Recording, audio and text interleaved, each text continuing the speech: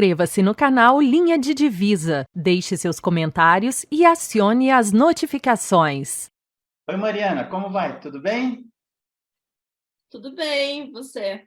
Tudo tranquilo, tudo tranquilo. Quer dizer, então, que você trabalha ou trabalhou em Goiânia, mora em Porto Alegre e está fazendo doutorado em São Paulo, na USP, é isso? Exatamente. Os tempos pandêmicos, né, nos permitem estar em lugares distintos quase ao mesmo tempo. Eu acho bem legal, na verdade, eu acho isso muito legal. Deixa eu te fazer uma pergunta. Nós vamos conversar sobre o seu doutorado, mas antes de chamar a vinheta, eu queria tirar algumas dúvidas. Você trabalhou com Aristóteles desde a tua graduação, foi isso? Isso, exatamente. Desde o terceiro mês da minha graduação. E você Desculpa, você reputa isso a quê? Foi um interesse que foi surgindo? Algum professor te apresentou Aristóteles? Como é que foi isso? Foi assim, na verdade, eu entrei em letras clássicas, eu estudava latim, só fiz um semestre, mas eu peguei uma disciplina com a professora Katrin Rosenfeld, que é uma autoridade em literatura e filosofia, e ela me apresentou a poética de Aristóteles, porque eu queria estudar tragédia e tudo mais, e eu fiquei apaixonada. E com isso comecei a fazer um projeto de iniciação científica com ela. O teu projeto de iniciação científica, você pesquisou exatamente o quê? Eu pesquisei algumas acepções do conceito de catarse em Aristóteles. Seria a catarse, até o Freud trata disso, né? Claro que na concepção moderna, contemporânea, é bem diferente, mas eu trabalhei essencialmente isso, e a estrutura da tragédia, etc., mas essencialmente conceitos de catarse. Inclusive, publiquei um artigo sobre isso.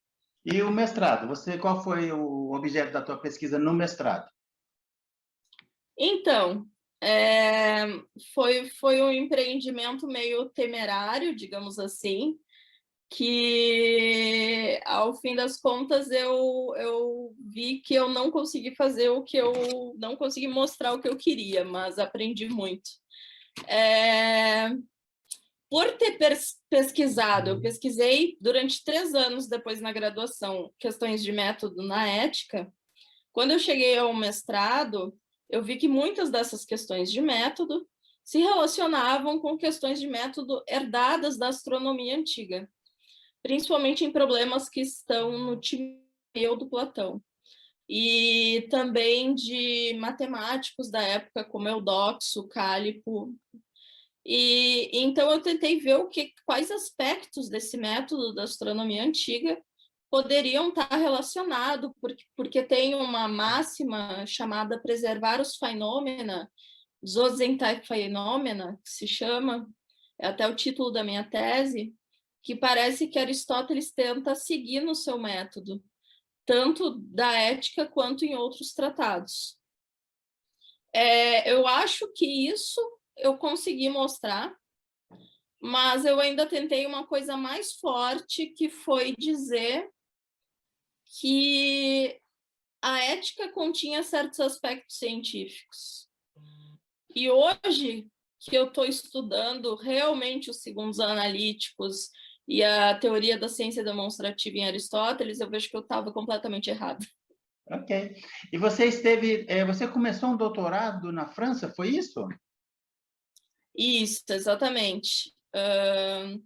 Eu comecei doutorado em 2018 na Universidade de Lille, sob a supervisão do Thomas Benatouis e do Michel Crubelier.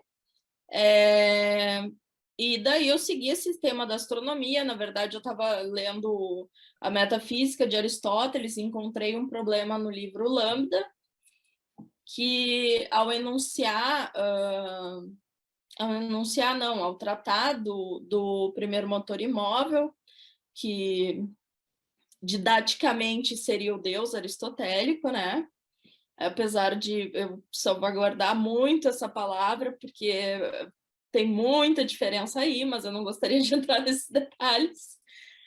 Aristóteles diz que a astronomia vai ser a ciência que lida melhor com o primeiro motor, que vai ser com a filosofia primeira, desculpa. A filosofia primeira é o que está ligado ao primeiro motor. Então, eu resolvi tentar estudar isso, né? Infelizmente, por questões financeiras, não pude terminar o doutorado lá. Voltei em início de 2020 para Porto Alegre. E em seguida, já passei no concurso da UFG. E a pandemia começou. E você está fazendo um doutorado, começou um doutorado na USP, é isso? Sim, sim. Então, eu passei o ano de 2020 apenas dando aula, né, virtualmente. E agora, esse ano, eu comecei o doutorado em março, muito mais focado nos segundos analíticos de Aristóteles. Vai ter uma passagem lá que Aristóteles diz que nós conhecemos definições, as definições podem ser conhecidas, contudo, elas são conhecidas através de demonstrações, mas elas não podem ser provadas. E a partir disso, isso parece uma inconsistência, mas não é. E a partir disso, eu me coloquei o problema de como, então, nós conhecemos as definições, que são os enunciados de essências em Aristóteles, a partir da demonstração. Ok. E, para isso, então, eu estou estudando o livro 1 e 2 nos segundos analíticos. Me fala uma coisa, Mariana, você gostaria de falar um pouco sobre o que você acredita ser a unidade ou o projeto dos segundos analíticos? Sim. Eu diria que eu ainda sou uma criança no âmbito acadêmico para dar uma opinião final sobre isso, é óbvio, mas pela minha leitura, na contramão de muita gente, porque atualmente se pensa que o livro 2 tem uma grande independência nos segundos analíticos. Eu acredito tanto que há uma unidade dentro dos segundos analíticos, que os segundos analíticos é propriamente um projeto da ciência demonstrativa, e o livro 2, que trata essencialmente dos problemas entre demonstração e definição, e também muito de definição, ele está a serviço do livro 1, para explicar questões sobre a demonstração e o conhecimento científico. E, além do mais, uma coisa mais forte que eu defendo, que o Brunschwig e o Ross defendem, é que o projeto dos analíticos em geral, porque, na verdade, a gente tem os primeiros analíticos, que desenvolvem uma teoria geral do silogismo, e os segundos analíticos, que desenvolvem a teoria da demonstração, que seria uma espécie do silogismo. Nós temos a divisão entre gênero e espécie em Aristóteles, enquanto o silogismo seria o gênero, a demonstração seria a sua espécie. Ela tem mais requisitos causais e necessários. Mas, enfim, mas há muitas evidências textuais de que já nos primeiros analíticos, a primeira sentença dos primeiros analíticos não vou conseguir citar de cabeça exato, vou parafrasear, esta é uma investigação sobre o que é a demonstração, etc., ele vai dizer. Okay. E, para isso, ele vai desenvolver uma teoria do silogismo geral, que vai se aplicar a outras obras, obviamente, de forma corretíssima, a dialética, etc., a retórica. Contudo, parece que o objetivo geral é chegar no fim dos segundos analíticos. Quando ele começa, já os primeiros analíticos têm uma unidade. Tanto que até o fim do helenismo, os analíticos não eram separados. A obra não era separada nas suas edições. Não existe.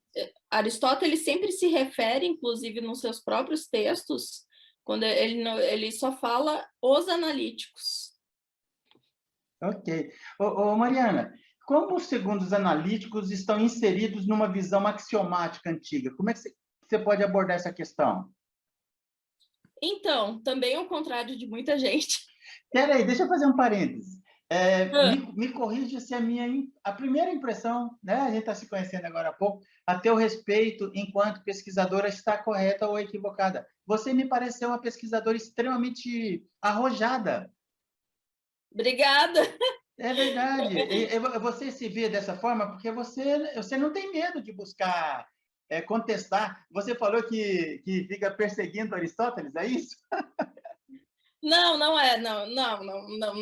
é tanto, porque eu estou dizendo isso ao contrário de muita gente, nas leituras contemporâneas, porque também há autores de peso que vão defender essa tese também. O Schultz, que é um alemão que escreveu um texto maravilhoso em 1975, se eu não me engano, ele tem um texto chamado Axiomática dos Antigos, em que ele expõe a axiomática de Aristóteles e defende que é uma axiomática muito peculiar, que eu já vou explicar por quê, de uma maneira genial.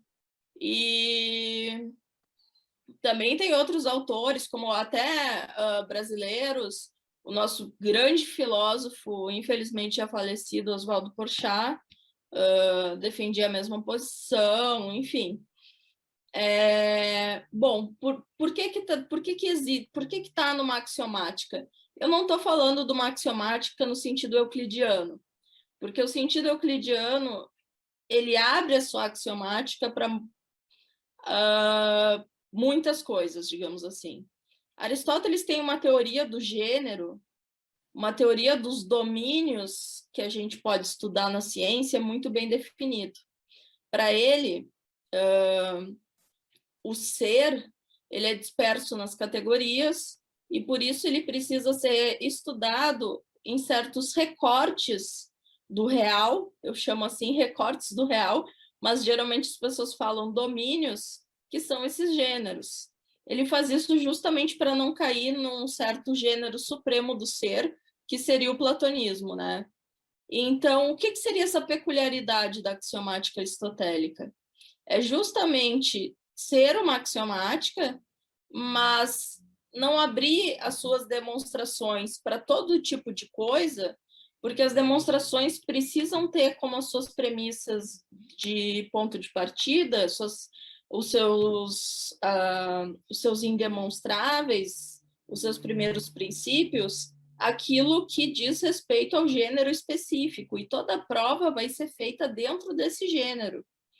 Toda premissa e conclusão vai ser tudo dentro desse gênero específico. Inscreva-se no canal Linha de Divisa, deixe seus comentários e acione as notificações.